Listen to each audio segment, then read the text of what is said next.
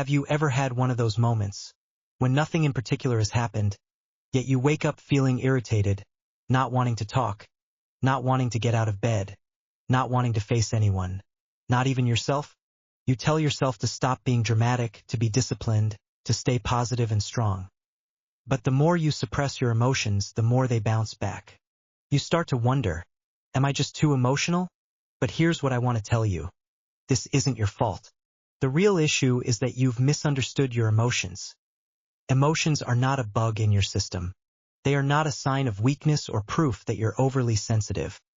They are the most primitive, honest, and urgent distress signals from your inner world, like the red light flashing on a car dashboard, not meant to disrupt your driving, but to remind you, you need to stop, refuel, or change direction.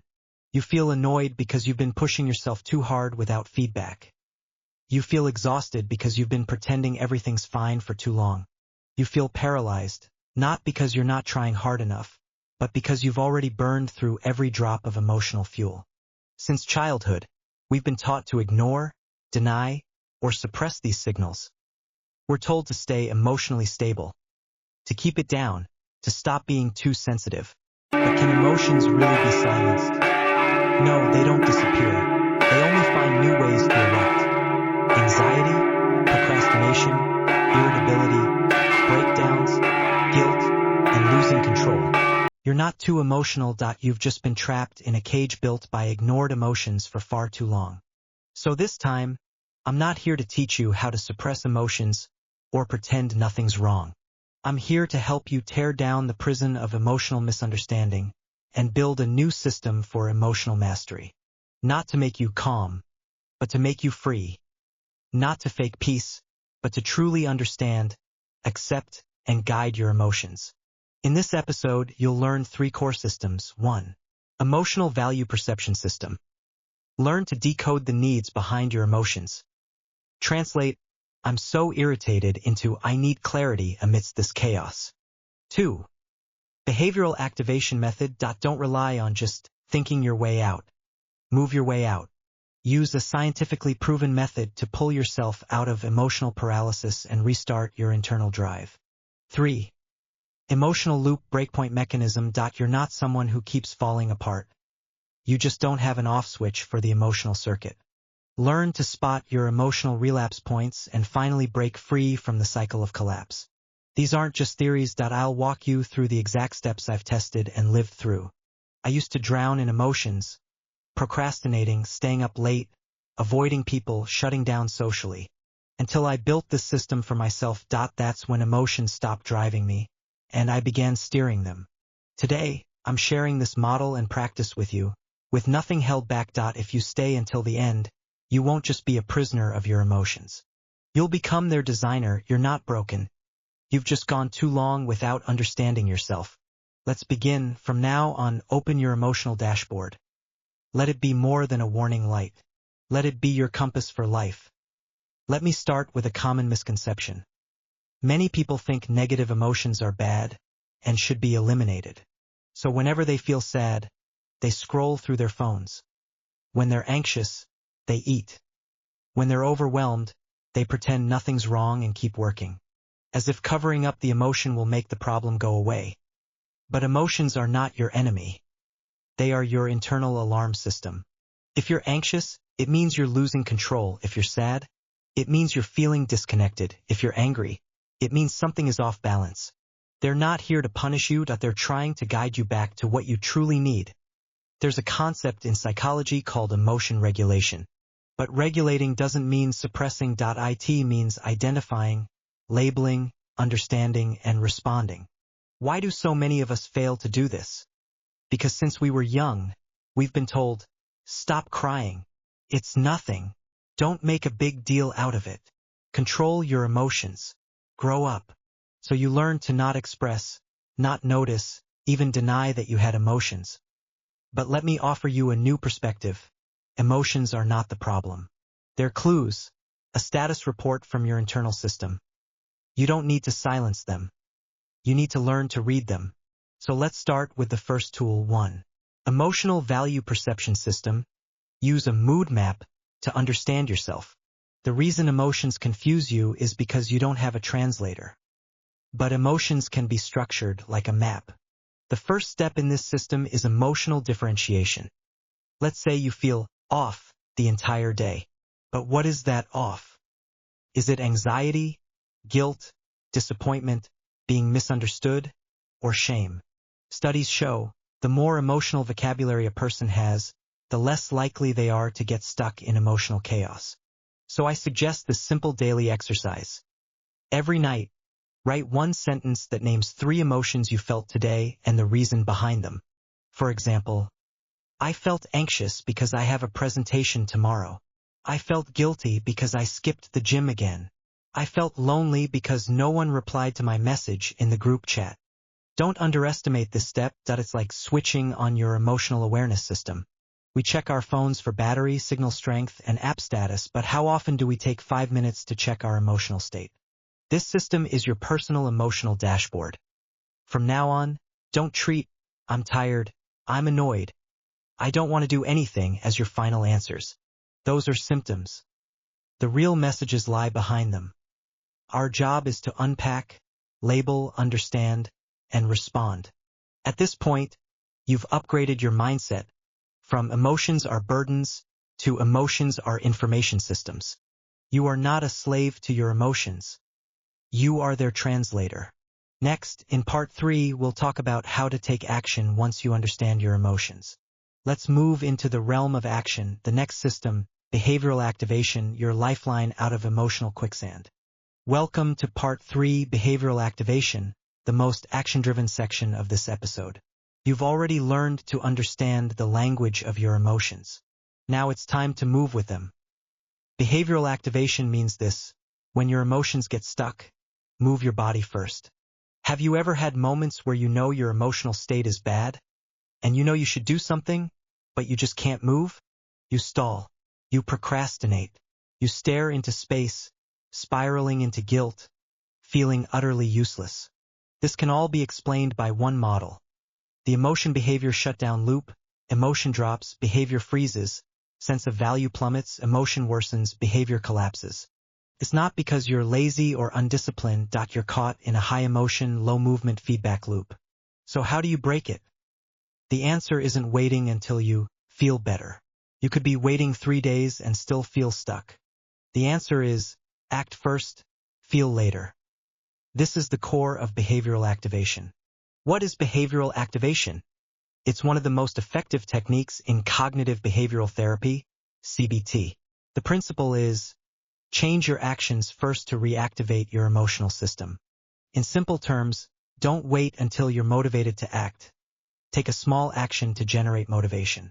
Like this, you don't feel like going for a run, but you change into workout clothes, walk downstairs, and step outside. Boom, your emotional system begins to awaken. The science behind it: your brain reads your behavior as clues about your internal state. When you take small, purposeful actions like making your bed or opening a window, it releases a bit of dopamine. This reactivates your memory of control and self-worth. In other words, action is not the result, it's the starting point. Only after you move can your emotions begin to follow. How to use behavioral activation to escape emotional lows. Step 1. Prepare a low-energy day action list. You don't need to hit big goals when you're down. No writing theses or learning to code. You just need to move even 1%.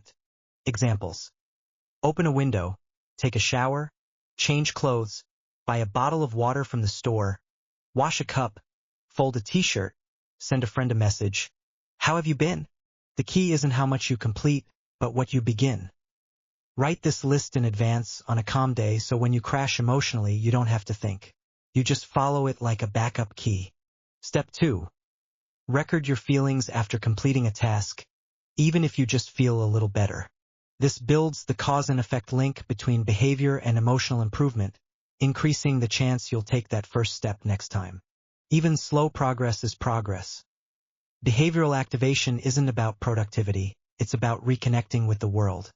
You'll find that shifting your focus from "what do I do with these terrible emotions" to "what's one small thing I can do today" is the first true step out of the mud.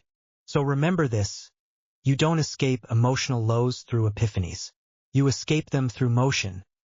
Even moving 5 centimeters is worth celebrating. Because you're not stuck, you're restarting. Now that part 3 is complete, we've made a vital transition. From emotion perception, action transformation, emotional recovery. But maybe you've had this experience too. Yesterday I felt great, but today I crashed again. You acted, but emotions still came in waves. Why? That's what we'll tackle next. Emotional loop interrupts, how to break free from recurring emotional slumps. We're no longer talking about identifying feelings or starting action. We're talking about breaking the structure of the emotional loop itself. Emotional loop interrupts. Breaking the inertia of emotional relapse. Have you noticed how certain emotions seem to come back on a cycle? Not just happy today, sad tomorrow, but deeper, more persistent waves. The kind that feels like you recovered, but then it all came back. Like every time you're about to start something important, self-doubt creeps in. Even when things are going well, a few days of anxiety or avoidance randomly hit. You make emotional progress, then one word or one moment knocks you back. This doesn't mean you're too sensitive or too fragile. It may mean you haven't yet found your emotional loop interrupt. What is an emotional loop? Your brain runs on what's called emotional homeostasis. It tries to return to familiar states, even painful ones. This is emotional inertia.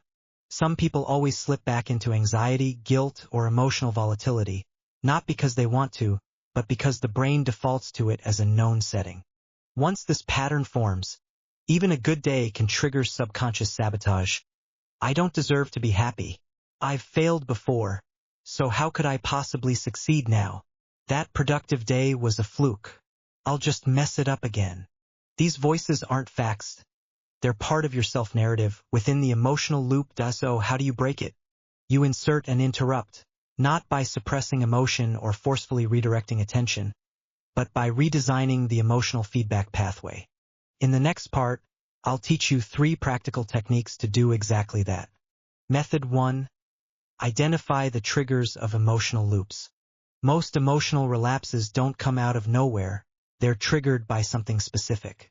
When your emotions start repeating themselves, ask yourself these 3 questions. 1. Does this low mood or anxiety feel similar to the last time it happened? 2. Is there a recurring scenario that always drags me back into this emotional trap? 3. Is there a self-judgmental phrase that keeps playing in my head? For example, after socializing, do you always replay everything you said, worrying you said the wrong thing? When you see someone else succeed, do you spiral into feelings of inadequacy? Every time you're about to start something, do you hear a voice saying, "What's the point? It won't work anyway"? Spotting these fixed triggers is the first step to recognizing them when they show up again. You're not being overly sensitive, it's emotional inertia at play. This step is what I call emotional recognition 2.0. Identifying the pattern, not just the event. Method 2. Build emotional breakpoint anchors. Once you notice you're falling into a familiar emotional loop, it's time to insert a breakpoint behavior. This doesn't have to be anything big. It just needs to be something simple and defined by you. Write yourself a note like, "This is just an emotional relapse. It doesn't mean I'm broken." Stick it on your wall where you can see it. Set up a phone shortcut that reminds you, "You're not that person anymore." Or ask a trusted friend, "When I message you, just remind me who I really am." The goal of these anchors isn't to solve your emotion. It's to interrupt its takeover.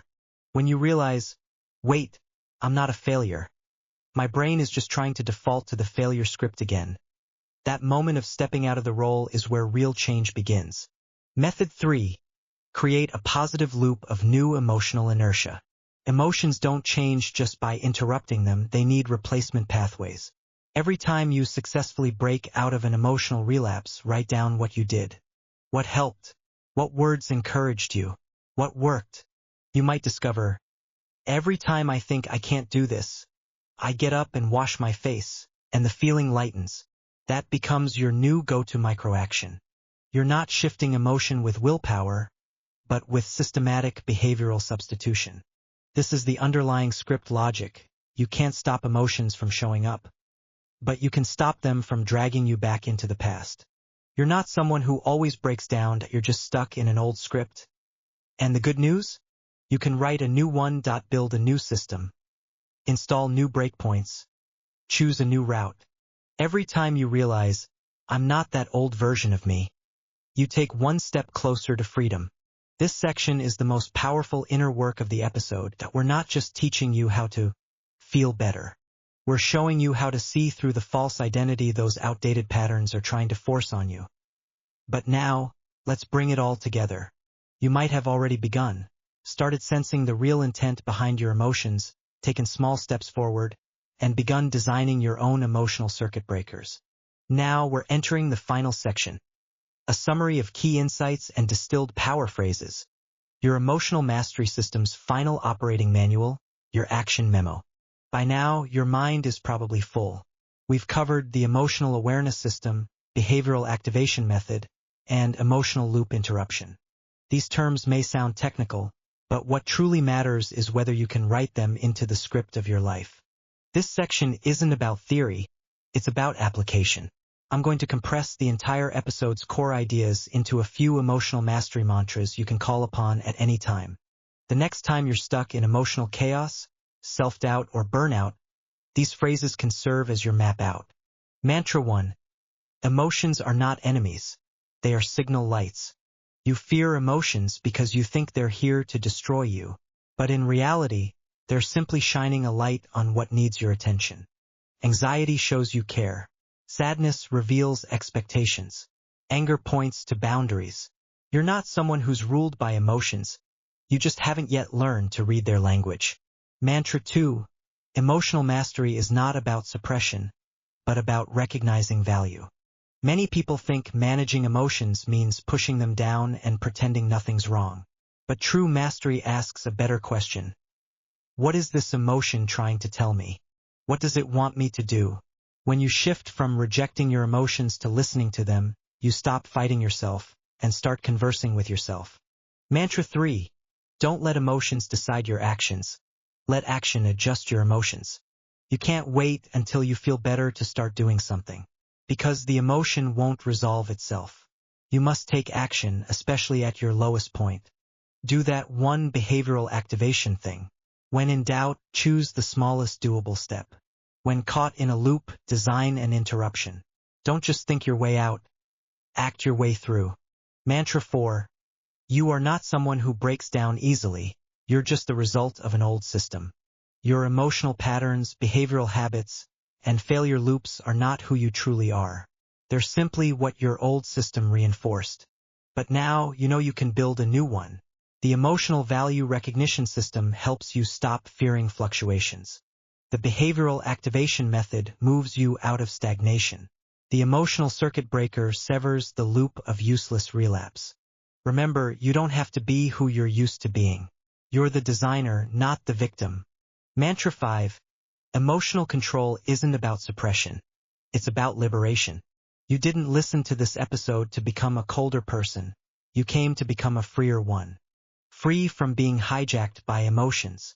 Free from letting a moment of weakness define your entire worth. True mastery isn't about becoming unemotional. It's about no longer fearing emotions. But emotional mastery alone isn't enough to ignite your life. You might be wondering, how can I design a life that I'm addicted to waking up to? Is there a way, not based on willpower or discipline, but a life driven by daily motivation? That's where the dopamine system comes in, the engine behind an exciting yet non-empty life. The goal motivation mechanism isn't about setting massive goals. It's about creating a continuous loop of satisfying feedback. The motivation peak design transforms your desires into irresistible actions. And there's one particularly powerful concept. Make your brain fall in love with your goals instead of constantly fighting it. We don't need to try harder, we need to be smarter about what pulls us in.